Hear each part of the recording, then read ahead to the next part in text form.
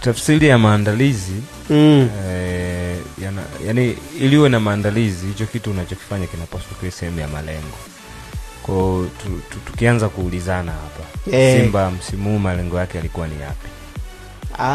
Anasema ilikuwa kwanza kufika robo finali. Kufika robo finali ile ambayo kuvuka robo finali. Ambayo mara zote ulikuwa kiishia hapo. Malengo yake kimsimu aliyakamilisha.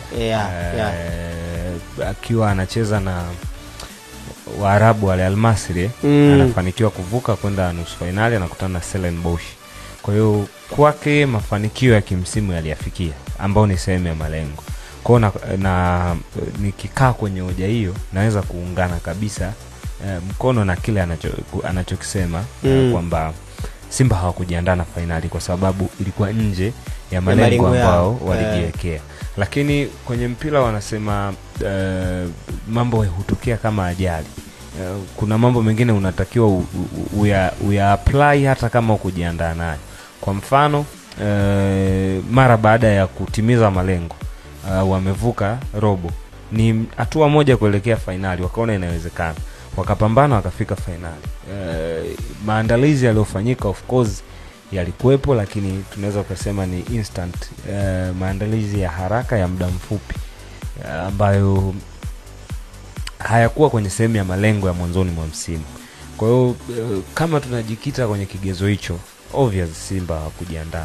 Lakini ni ngumu sana mtu kukuelewa ukisema hivi kwamba Simba hawakujiandaa.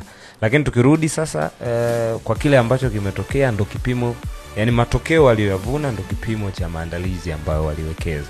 Kwa hiyo mimi naamini hivyo, kwa sababu wangewekeza vizuri kama ambavyo Berkane kwao ilikuwa, waliwekeza nje ya uwanja, ndani ya uwanja. Kwa tafsiri ya kuwekeza ni ipi ambayo unaisemea kwa Simba? Ni kweli Simba hawakuwekeza katika mchezo wa finali?